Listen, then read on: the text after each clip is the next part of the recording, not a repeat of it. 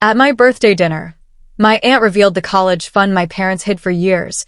I discovered they spent it on themselves while I worked 2 jobs to pay for college, and the betrayal left me shaking, angry, and ready to fight back. 19F, had just celebrated my birthday last week. We went to that fancy steakhouse my family loved, the one my parents usually only went to once or twice a year. I was excited and happy, feeling proud of myself for finishing my second year at community college while working 2 part-time jobs to pay for everything without any help. I sat at the table, watching my younger brother laugh with cousins, listening to my aunt, Mom's older sister, talk to my uncle, and I smiled, thinking tonight would be simple and fun. Then my aunt turned to me and spoke again. "I'm so glad your parents finally used the college fund I set up for you. I wasn't sure if they saved it all these years." I blinked, unsure of what to say. "What college fund?" I asked, laughing nervously, hoping it was a joke.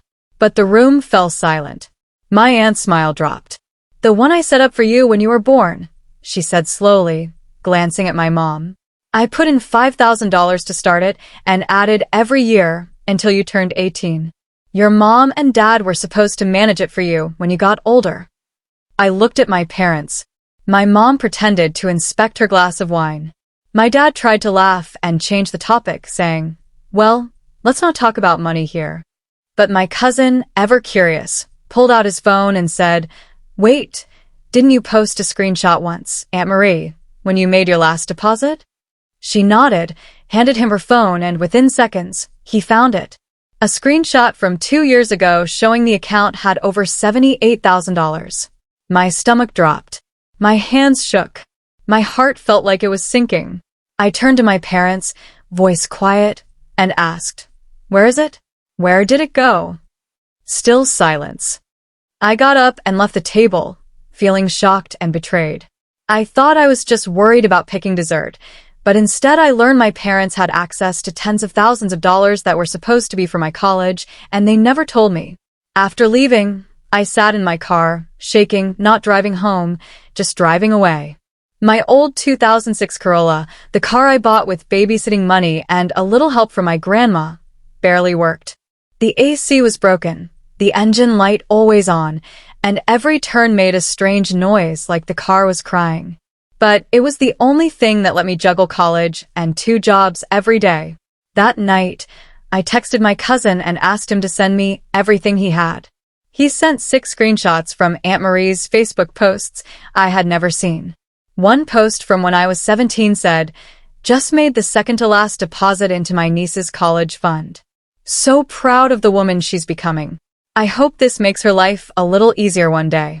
Another showed a bank screenshot with $78,392.44, captioned, "Final deposit.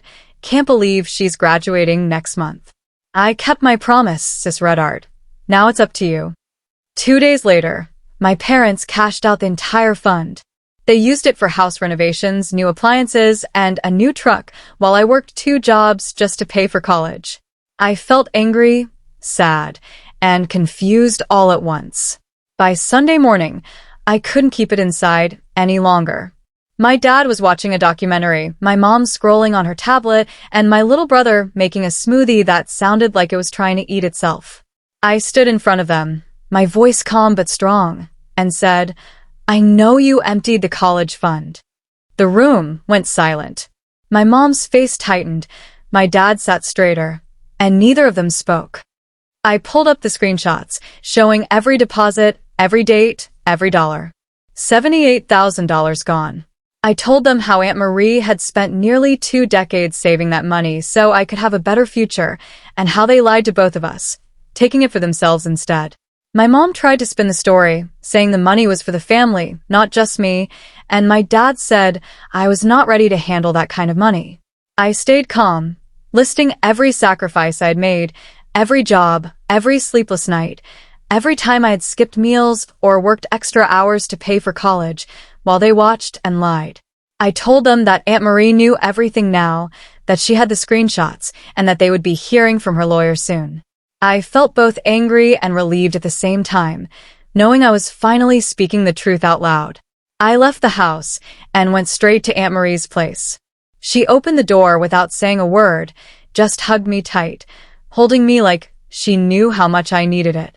She told me that she was already contacting a lawyer and that we would make sure justice was served. I felt safe for the first time in days, surrounded by someone who had always had my back. By Tuesday, the bank and lawyer were contacted, and by the end of the week, my parents were served papers for breach of trust, misuse of educational funds, and fraud. They tried to spin it, call Aunt Marie, call me, beg and cry, but the truth was clear. The extended family found out too. Some people were shocked, some sympathetic, and others tried to condemn me for taking action. But I knew they had no right to judge, after watching my parents take money that was rightfully mine. I stayed with Aunt Marie, feeling grateful and safe, and started planning my transfer to a university I had dreamed of attending since I was young. With her help, and hopefully with the recovered funds, I could finally pursue the education I deserved. Even now, I don't know if I will fully forgive my parents, but I do know this. They taught me about education, just not in the way they meant to. They showed me how hard life can be, how people can betray you even when they are supposed to protect you, and how important it is to stand up for yourself. I have learned that I don't have to stay silent when I am wronged, and that sometimes the only way to move forward is to fight for what is rightfully yours. And so here I am, staying with Aunt Marie, working hard, studying, and planning for the future I was always meant to have. The legal case is still unfolding, but I feel empowered, knowing that justice will likely return what was stolen from me. I will keep fighting, keep learning, and keep moving forward, not just for myself, but for every young person who has been told to stay quiet when they deserve answers.